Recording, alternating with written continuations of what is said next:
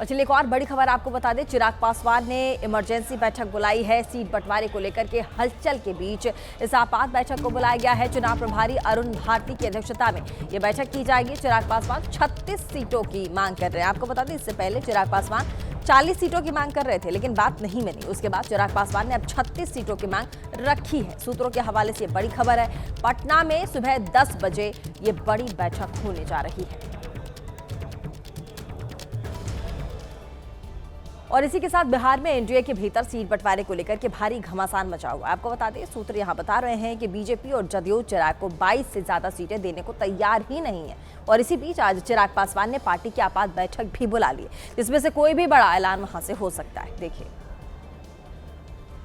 सूत्र बता रहे हैं कि चिराग पासवान की पार्टी ने साफ कर दिया है कि वो राज्यसभा की सीट नहीं चाहती है। इसके बदले उसे कम से कम 36 सीटें दी जाएं। कल ही चिराग पासवान ने अरुण भारती को चुनाव प्रभारी बनाकर इशारा कर दिया था कि अब उनकी जगह अरुण भारती ही धर्मेंद्र प्रधान और विनोद तावड़े से बात करेंगे। इस बीच चिराग ने अपने पिता रामविलास पासवान की पुण्यतिथि पर सोशल मीडिया पर लिखा, पापा हमेशा कहा करते थे, जीना है तो मरना सीखो, कदम कदम पर लड़ना सीखो। हालांकि चिराग पासवान ने यह भी कहा कि बातचीत अच्छी चल रही है और सही समय पर सही फैसला ले लिया जाएगा।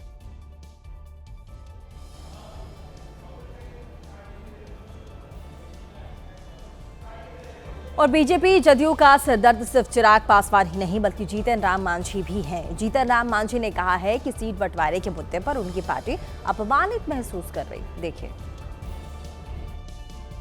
वैसे तो मांझी एनडीए के साथ रहने की बात कह रहे हैं, लेकिन सोशल मीडिया पर वो जो लिख रहे हैं उसके कई मायने निकाले जा रहे हैं। जीतन राम मांझी ने एक कविता के जरिए कहा, हो न्याय अगर तो आधा हो, यदि उसमें भी कोई बाधा हो तो दे दो केवल 15 ग्राम, रखो अपनी धरती तमाम।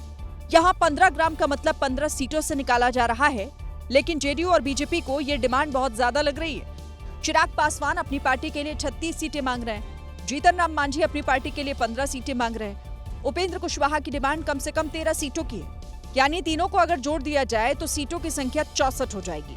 ऐसे में बीजेपी और जेडीयू के लिए 180 से भी कम सीटें बचेंगी, जो इन दोनों पार्टियों को मंजूर नहीं। सीट बंटवारे की समस्या सुलझाने के लिए बीजेपी के बिहार चुनाव प्रभारी पटना पहुंच चुके हैं और मंथन भी जारी है।